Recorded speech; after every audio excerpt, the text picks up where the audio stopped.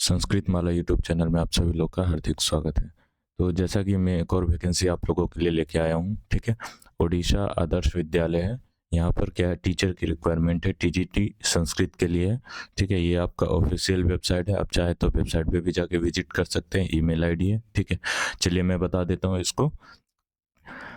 यहाँ पे कह रहे हैं कि एकेडमिक जो अभी एडमिशन हो रहा है 25 से 26 सेशन के लिए, उसके लिए टीजीटी संस्कृत की टीचर की रिक्वायरमेंट है, ठीक है। चलिए, इसमें आप लोग आवेदन कैसे करेंगे, क्या कैटेगरी होना चाहिए, ठीक है, और क्या एलिजिबिलिटी है, क्या योग्यता होनी चाहिए, वो सभी मैं बताऊंगा। क्या सैलरी होगी वो सभी मैं आपको बताता हूँ। ये आपका कहाँ पर है, ये आपका एड्रेस दिया हुआ है उड़ीसा में कहाँ पर है, ठीक है।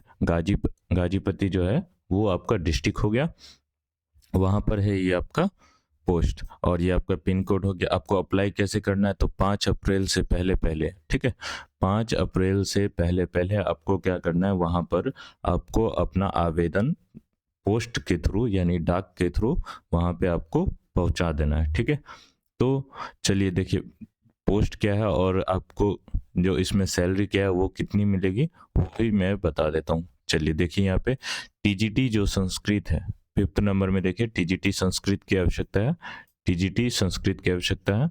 और इसमें कह रहे हैं कि क्या इसकी योग्यता होनी चाहिए, ठीक है। ग्रेजुएशन होना चाहिए, 50% मार्क होना चाहिए ग्रेजुएशन में, और बीएड होना चाहिए, ठीक है। किसी भी एनसीटी मान्यता प्राप्त विश्वविद्यालय से आपका क्या होना चाहिए, बीएड कंप्लीट होना चाहिए। सैलरी क्या है, तो 20,000 रुपये पर मंथ आपका हो जाएगा नॉर्मल स्टेज में, ठीक है। और वही अगर हार्ड स्टेशन जो हो जाएगा, स्टेज हो जाएगा, उसमें आपको क्या 25,000 रुपये सैलरी रहेगी। और इसको आपका क्या है, इसमें आपको क्या क्या डॉक्यूमेंट भेजना है, ठीक है, स्कूल में, मैं उसके विषय में भी आपको बतला देता हूँ। अगर आपको पीडीएफ चाहिए तो आप डिस्क्रिप्शन में लिंक है, वहाँ से भी जाके देख सकते हैं, या आप चाहे तो जो स्कूल का ऑफिशियल वेबसाइट है वहाँ पर भी जाके आप लोग विजिट कर सकते हैं। डॉक्यूमेंट मैं बता देता हूँ, ठीक है, क्या क्या करना है। एक फोटोकॉपी ऑफ जो एप्लीकेशन रहेगा उसका आपको एक फोटोकॉपी लगाना है। दूसरा नंबर पॉइंट में क्या है कि self attendance copy of all certificate marksheet, ठीक है, मार्कशीट और सर्टिफिकेट का क्या है फोटोकॉपी आपको देना है। और उसके बाद क्या कह रहे हैं, तीसरा पॉइंट में है two self attendance photography passport size, दो आपको क्या है पासपोर्ट साइज फोटो लगाने हैं, ठीक है। और एक आइडेंटिटी आपको प्रूफ लगाना है, आप चाहे तो आधार लगा सकते हैं, वोटर आईडी लगा सकते हैं, कोई भी आपको एक प्रूफ लगाना है, ठीक है। तो ये आपका क्या हो गया, डॉक्यूमेंट जो आपको साथ में लगाना है।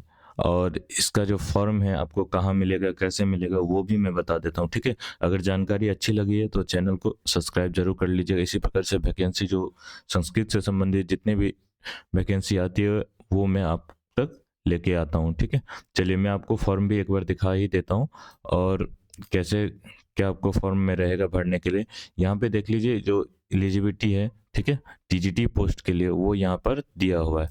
तो यहाँ संस्कृत के लिए भी है, देखिए संस्कृत टीजीटी संस्कृत के लिए क्या दिया हुआ है, तो बैचलर डिग्री होना चाहिए आर्ट्स में, ठीक है, संस्कृत होना चाहिए किसी भी स्ट्रीम में, स्ट्रीम यानी आर्ट्स के स्ट्रीम में आपका ऑनर्स में ऑनर्स होना चाहिए, पास होना चाहिए, मतलब आपको संस्कृत होना चाहिए ग्रेजुएशन में, ठीक है।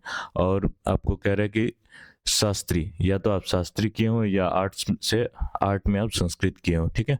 और फिर उसके बाद शिक्षा शास्त्री आपका होना चाहिए, ठीक है, शिक्षा शास्त्री अर्थात बीएड कंप्लीट होना चाहिए, ठीक है। चलिए, इसमें क्या है, सीटेट की कोई भी रिक्वायरमेंट नहीं है।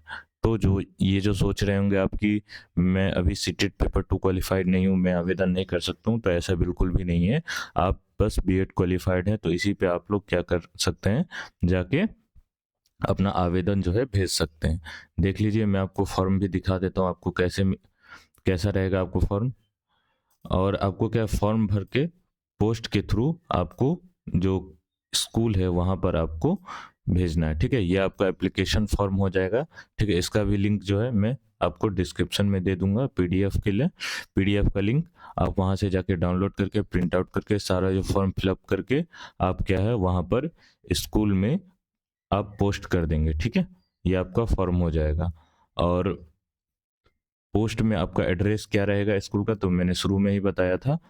चलिए मैं एक बार और बता देता हूँ आपको। ये जो आपका एड्रेस है, ठीक है, यहाँ पर आपको भेजना है, ठीक है, उड़ीसा में। ये आपका एड्रेस है, आप इसको ध्यान पूर्वक वहाँ पर नोट